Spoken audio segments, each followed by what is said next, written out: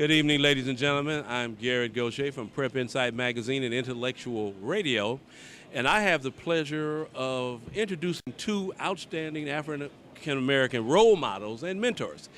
This is the lovely Susan Taylor from Essence Magazine and the National Mentoring Movement. Cares Mentoring Movement. Formerly Essence, yeah. Formerly Essence. And this is Dr. Michael Eric Dyson. Or it's Reverend Dr. Eric. Michael's fine, brother. Okay. Now, I'm very fortunate because this was one of my role models because as a college student, you learned how to deal with African American women by reading Essence. Now, you're telling me you were in college when I was already gainfully employed and a mother and out there? Well, I started out with Marsha Ann Gillespie, and then you stepped in and did those hard-hitting things. And I had the pleasure of coming to the first 4 Essence Music Festival in New Orleans. Oh, really? Oh, yes. Okay. And Stevie Wonder on down. It was Frankie Beverly and Mays always closed the show on Sunday. And Dr.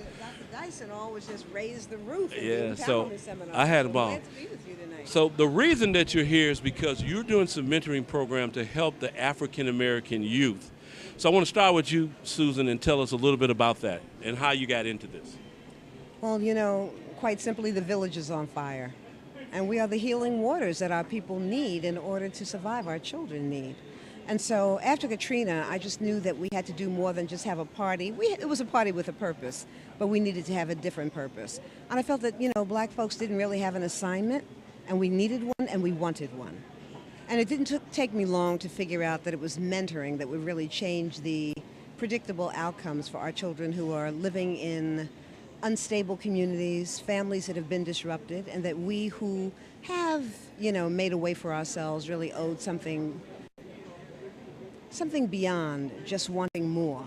We want more, bigger houses, more shoes, more cars, more stuff when our children are dying outside the sanctuary doors. And so, Essence Cares has grown into the National Cares Mentoring Movement. It's a call to commitment asking able, stable black folks to put a guiding hand on vulnerable young African Americans. That is a wonderful deed. Now, Dr. Dyson, you are the voice of the new generation of African Americans, and if there's a statement to be made, and a powerful statement, you seem to hit it right on the target, and we've seen you on MSNBC and other places. And tell me, what do you think your role is with the development of our youth? Well, first of all, I've been mentored by this extraordinary woman sitting next to you. And so I can attest in my own life of how important it is to have somebody who is a role model. When we say you can see it, you can achieve it, somebody who can stimulate your best self against the other selves that are competing for presence in your own life. So I do this as a person who's relatively prominent and struggling with my own set of issues. And I think we have to be honest and vulnerable about that to our young people so they won't think we're superheroes and they're somebody who can't even achieve what we achieve. So let's be honest about it. So that's number one. But number two, Susan L. Taylor deserves to be recognized as one of our great leaders in the same way and fashion Reverend Jesse Jackson, as Maxine Waters, as Reverend Al Sharpton. She is an extraordinary leader. For the first time, our leaders in the presence of Susan Taylor have been women rooted in the spirit, but who are also thrust into politics. And the spiritual basis for political transformation is ultimately bringing together the best traditions of our people, our religious sensibilities and faith sensibilities on the one hand, and the desire to transform the broader American culture, in this case, young black people. So for me, I see it as my role and responsibility. Your name is Intellectual Radio. I love that. I'm an intellect. I'm a scholar. So I have to use the life of the mind to transform young people. I want to seduce young people into becoming people who are unashamedly smart. And I want to use that platform to do so. So I think it's important for us to join forces to make the lives better for these young people. Okay. Now, there's a lot going on out here, and we just went through a turbulent and traumatic summer, especially with the verdict of the Trayvon Martin trial. Then we saw this movie called The Fruitville Station. And it just shows how America diminishes the value of black life, particularly young African-American men. And I'd like to get your take on that. It's always been so. And what is critical for us is that we value ourselves, that we value our lives, that we set aside an hour or two to just help a young child who's floundering, whose parents may not have what we're capable of giving our children. So, the village used to be able to take care of all the children, and when the parents in the village are sick, the children don't thrive. And so it's not surprising what happened with the Trayvon Martin tragedy, not his death, and certainly not the verdict, that was received by George Zimmerman. The challenge is we have to look in the mirror. What are we going to do? Are we going to knit ourselves together finally? Are we going to come out of silos? Are we, the people, going to insist that the leaders of our fraternal and sororal organizations and our civil rights organizations come together?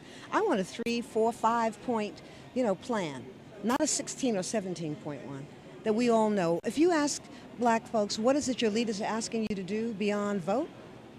There's nothing that we could say. We're being called to do. So tonight is really a call to action and love. Action and love. That is dynamic.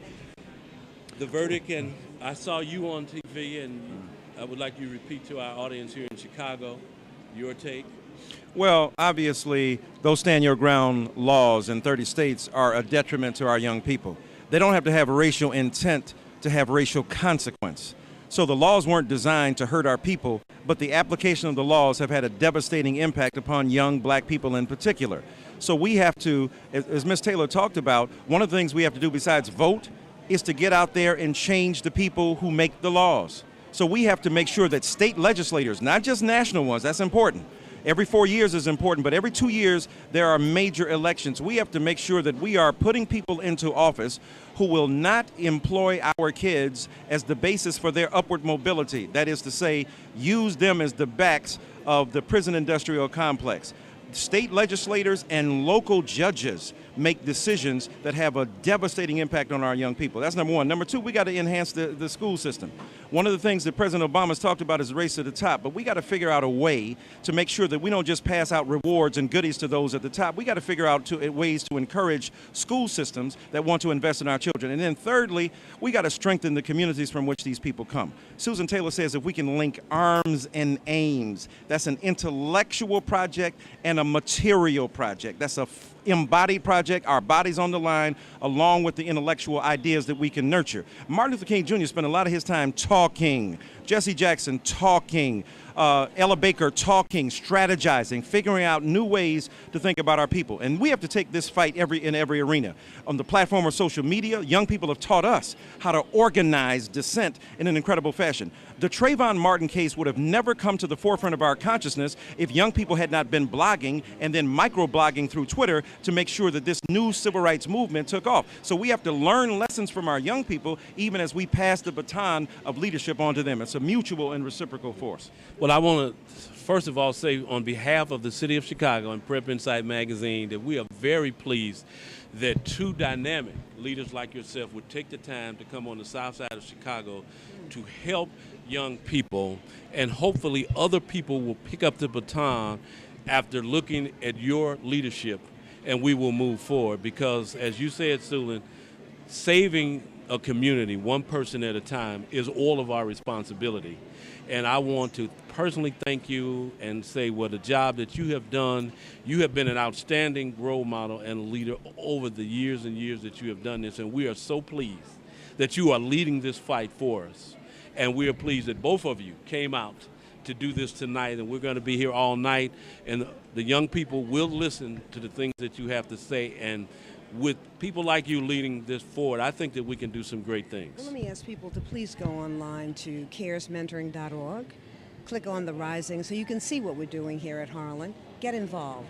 The children here, there are 1,000 of them. They really need the community to show them that they're loved. These children have to walk through all kinds of dangerous territories in order to get to school. And very often they move from home to school and school to home in fear.